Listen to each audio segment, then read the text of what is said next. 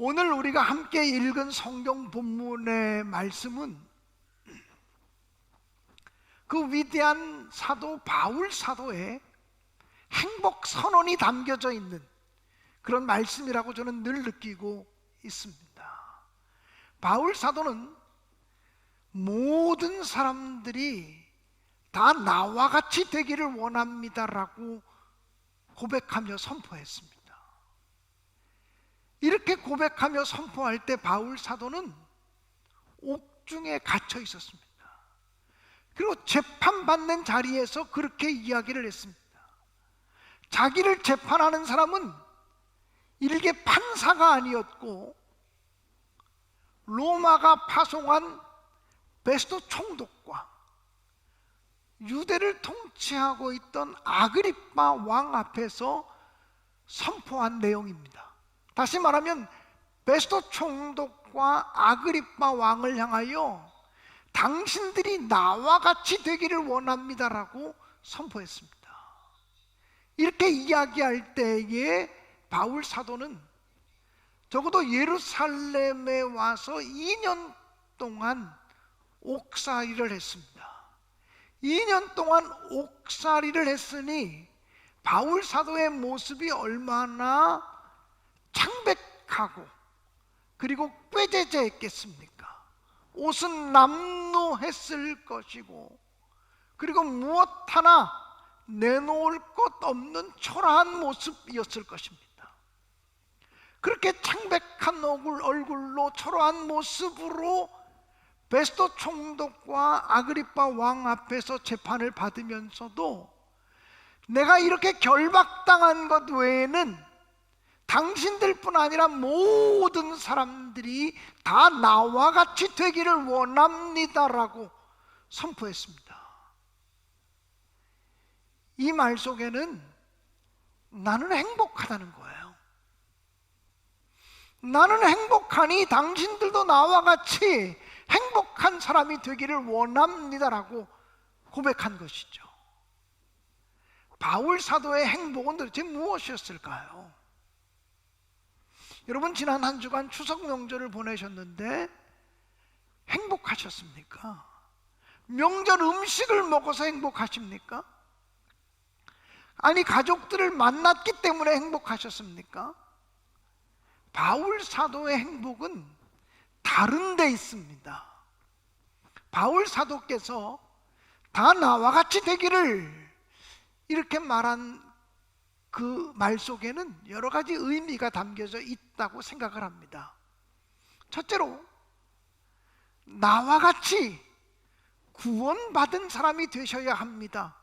나와 같이 구원받은 사람이 되어야만 행복할 수 있습니다. 여러분들이 나와 같이 구원받은 사람이 되기를 원합니다라고 하는 고백이 담겨져 있다고 믿습니다. 우리 모두가 너무나 잘 알다시피 바울 사도는 나면서부터 로마의 시민권을 가지고 태어났습니다. 그는 자라면서 가말리엘의 문화생으로 공부했습니다. 당대 최고의 율법학자였던 가말리엘을 통해서 율법을 배운 당대 최고의 지성인이 되었다는 말입니다. 그는 율법에 열심히 있는 사람이었고 하나님에 대한 믿음이 투철하고 뜨거웠던 사람이었습니다. 그래서 그는 예수 믿는 사람들을 붙잡아서 투옥해서 옥에 가두고 예수 믿는 사람들을 핍박하고 예수 믿는 사람들을 심지어는 잡아 죽이는 것이 유대교에 대한 열심이요, 율법에 대한 열심이요, 하나님에 대한 열심이라고 믿었던 사람이었습니다. 그래서 예수 믿는 사람들이 흩어졌기 때문에 흩어져 있는 예수 믿는 사람들을 잡아들이기 위해서 다메섹으로 가는 길이었습니다. 다메섹으로 가다가 그는 그 길가에서 부활하신 예수님을 만나게 되었습니다. 너무나도 강한 빛이 바울 사도에게 비치면서 사울아 사울아 내가 어찌하여 나를 핍박하느냐라고 하는 소리를 들었습니다. 그 당시 사울이라고 하는 이름을 가지고 있던 이 청년은 말에서 떨어졌고 너무나 강한 빛 때문에 눈이 멀었습니다. 직가라고 하는 거리에 가서 머물게 되었고, 하나님이 보내신 아나니아라고 하는 선지자를 통해서 기도를 받고, 그리고 눈에 비늘 같은 것이 떨어지면서 그는 고침을 받습니다.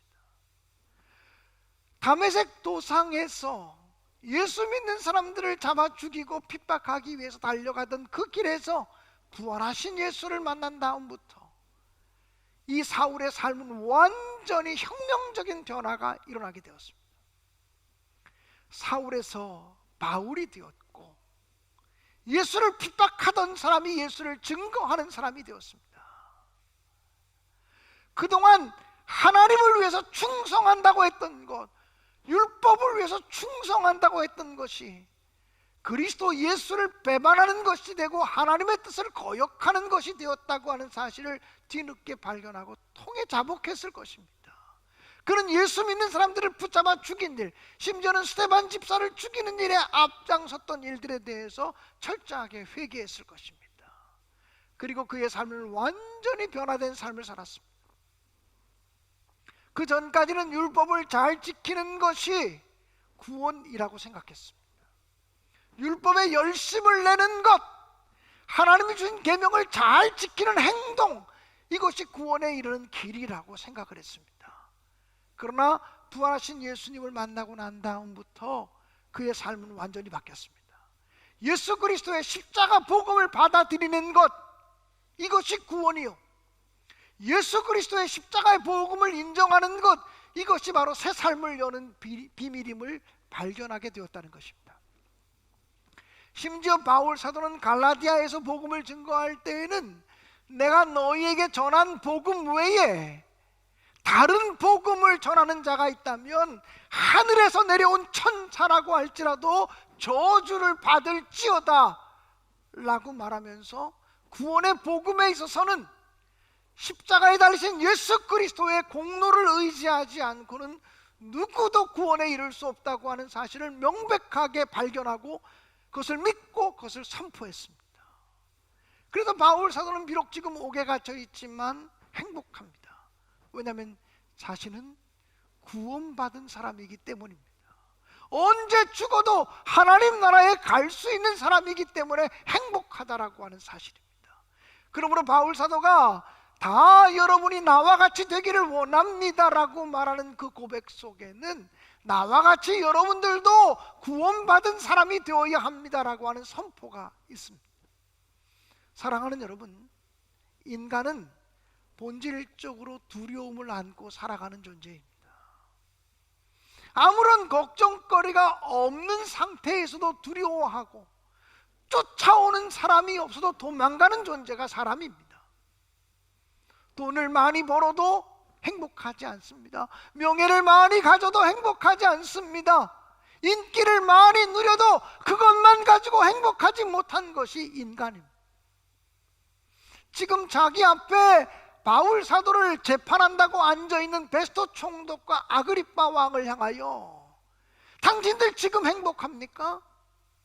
나는 행복한 사람입니다. 왜냐하면 나는 구원받은 사람이기 때문입니다. 여러분들이 다 나와 같이 되기를 원합니다라고 선포했던 것이죠. 사랑하는 여러분, 오늘 이 영상으로 예배드리는 우리 모든 신내교회 성도들이 예수 그리스도의 십자가의 복을 믿고 신뢰하는 사람이 됨으로 말미암아 여러분도 바울 사도처럼 담대하게 나와 같이 구원받은 사람이 되십시오. 그리고 모든 사람들이 나와 같은 사람이 되어야 진정한 행복을 누릴 수 있습니다. 이렇게 고백하며 선포하며 사시기를 주님의 이름으로 간절히 축원합니다. 바울 사도는 모든 사람들이 다 나와 같이 되기를 원한다고 말했습니다. 이 말 속에는 나는 예수님의 능력을 나의 힘으로 삼고 살아가는 사람입니다. 예수님의 능력을 자신의 힘으로 삼으며 살아갈 때만 비로소 행복할 수 있습니다라고 고백한 것입니다. 세상 사람들은 돈이 행복이라고 여기며 살아가는 사람들이 많습니다. 아는 것이 힘이라고 말하면서 지식이 행복의 기준이다라고 말하며 살아가는 사람들도 많이 있습니다. 어떤 사람들은 명예나 권력을 누리며 그것을 더 쌓아가는 것이 행복의 기준이라고 여기며 살아가는 사람들도 있습니다. 그러나 바울 사도는 예수 그리스도가 나의 힘이고, 예수 그리스도가 나의 능력이고, 예수 그리스도가 나의 소망임을 고백하며 살았던 사람이었습니다.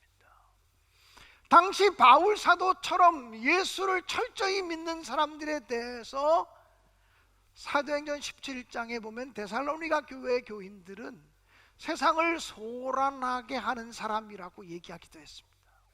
세상을 소란하게 하는 사람이다. 심지어는 사도행전 24장 5절에 보면 예수 믿는 사람들에 대해서 이렇게 말합니다. 우리가 보니 이 사람은 전염병 같은 자라. 천하에 흩어진 유대인들을 다 소요하게 하는 자요, 나사렛 이단의 우두머리니라 라고 말했습니다. 바울 사도를 향해서 전염병에 걸린 사람, 전염병과 같은 사람이라고 이야기를 했습니다. 여러분, 당시에 패스트라고 하는 전염병이 유행하던 때입니다. 이 패스트와 같은 전염병, 그것보다 더 위험한 사람, 전염병을 가진 사람보다 더 전파력이 많고 더 전달력이 강한 사람, 그들이 바로 그리스도인이었고 그들이 바울 사도 같은 사람들이라고 얘기합니다. 사랑하는 여러분, 바울 사도는 세상을 어지럽히는 사람이라는 소리를 듣기도 했고 전염병과 같은 사람이라고 하는 소리를 듣기도 했지만 그는 개의치 않았습니다. 세상 사람들이 뭐라고 말하든 개의치 않았습니다. 자신의 힘은 예수 그리스도에 있고 자신의 능력은 예수 그리스도에게 있다고 하는 사실을 명백하게 알았기 때문이었습니다. 사랑하는 여러분, 오늘 여러분의 힘은 무엇입니까? 예수는 나의 힘이라고, 예수는 나의 소망이라고, 예수는 나의 능력이라고 이렇게 고백하며 살아갈 수 있게 되어지기를 주님의 이름으로 간절히 축원합니다. 이렇게 고백하는 사람만이 바울 사도와 같이 이전에 귀하게 여겼던 것들을 다 배설물처럼 여기며 살아가는 믿음의 사람으로 승리할 줄로 믿습니다. 바울 사도가 다 나와 같이 되기를 원합니다라고 고백하는 그 고백 속에는 나는 환경의 지배를 받는 사람이 아니기 때문에 행복합니다라고 하는 고백이 숨어져 있습니다. 바울 사도는 지금 옥에 갇혀 있습니다. 장차 그는 로마로 압송되어서 어떤 형벌을 받을지 모릅니다. 그의 앞에는 순교가 기다리고 있을지도 모릅니다. 목숨이 위태롭습니다. 자기를 재판하는 재판관들에게 잘 보여야만 자기 살 길이 열린다고 생각하는 것이 인간적인 생각일 수 있습니다.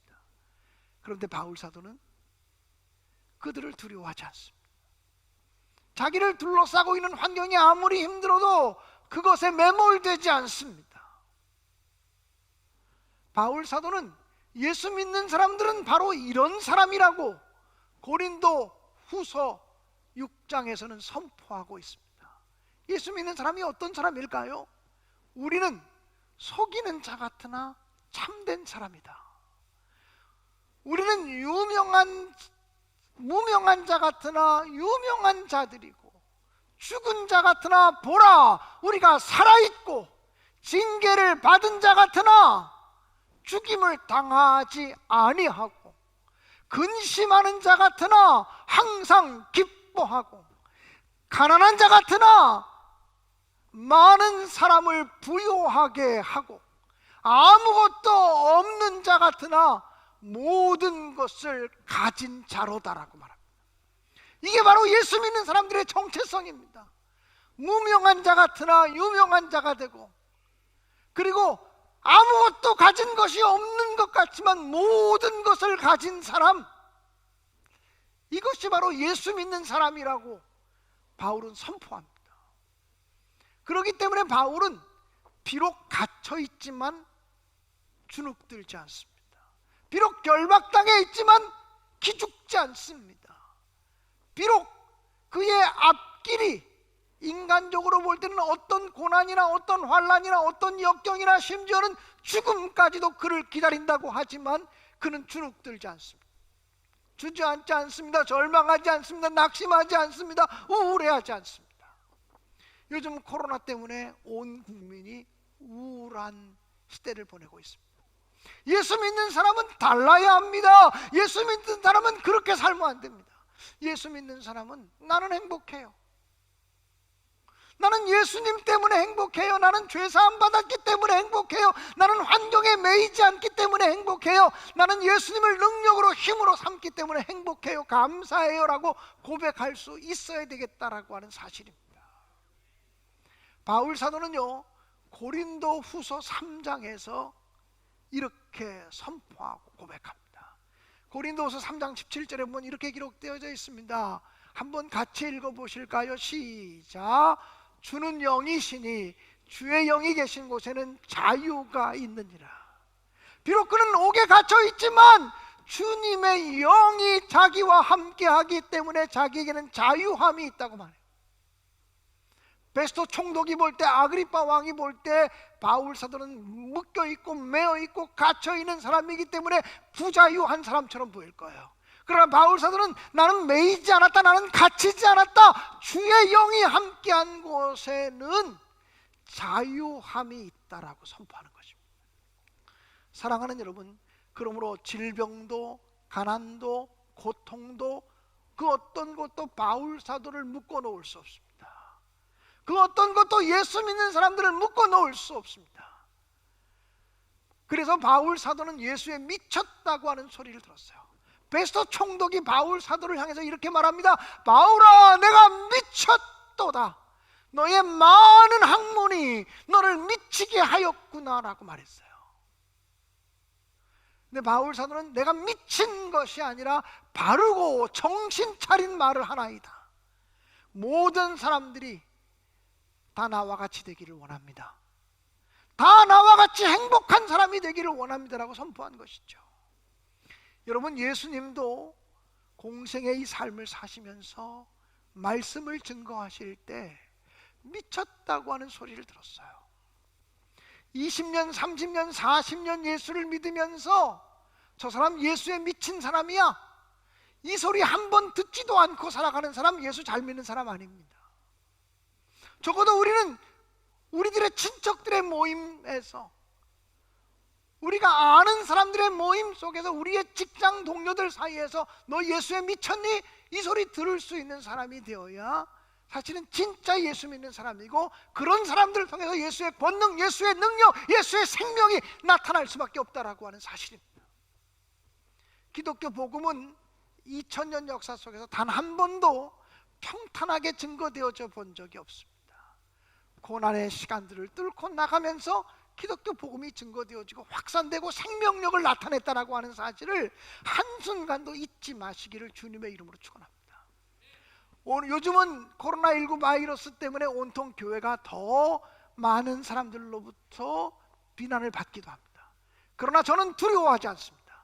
오히려 악이 변하여 선이 되게 하시듯 하나님이 이 환경이 변하여 능력이 되게 하고 복음의 증거가 되게 하는 기회를 보란듯이 만들어 주실 것이라고 저는 의심 없이 믿고 있기 때문입니다. 사랑하는 여러분, 오늘 저는 설교를 마무리하면서 아주 오래전, 그러니까 1908년도쯤일 것 같습니다. 아주 오래전 우리나라에 왔던 어떤 여자 선교사님이 자기 본국 어머니와 아버지에게 보냈던 편지를 읽어드리면서 말씀을 마무리하려고 합니다. 아버지, 어머니, 이곳 조선 땅은 참으로 아름다운 곳입니다. 모두들 하나님을 닮은 사람들 같습니다. 선한 마음과 복음에 대한 열정으로 보아 아마 몇십 년이 지나면 이곳은 예수님의 사랑이 넘치는 곳이 될 것 같습니다. 저는 복음을 듣기 위해 20km를 맨발로 걸어오는 어린 아이들을 보았을 때 그들 안에 있는 하나님의 사랑 때문에 오히려 위로를 받습니다. 그러나 한편에서는 탄압이 점점 심해지고 있습니다. 그저께는 예수님을 영접한 지 일주일도 안 된 서너 명이 끌려가 순교했고, 토마스 선교사와 제임스 선교사도 순교했습니다. 선교본부에서는 철수하라고 하는 지시가 있었지만 대부분의 선교사들은 그들이 전도한 조선인들과 아직도 숨어서 예배를 드리고 있습니다. 그들은 모두가 순교를 할 작정인가 봅니다. 오늘 밤은 유난히도 고향으로 돌아가고 싶습니다. 외국인을 죽이고 기독교를 증오한다는 소문 때문에 부두에서 저를 끝까지 말리셨던 어머니의 얼굴이 자꾸 내 눈앞에 어른거립니다. 아버지, 어머니, 어쩌면 이 편지가 마지막일 수도 있습니다. 제가 이곳에 오기 전 뒤뜰에 심었던 한 알의 씨앗이 이제 내년이면 온 동네가 꽃으로 가득하겠죠. 그리고 또 다른 씨앗을 만들어 조선 땅에는 많은 꽃들이 피고 그들도 여러 나라에서 씨앗이 될 것입니다. 저는 이 땅에 저의 심장을 묻겠습니다. 바로 이것은 제가 조선을 향해 가지는 열정이 아니라 하나님께서 조선을 향해 가지신 열정이라는 것을 알게 되었습니다. 어머니, 아버지, 사랑합니다.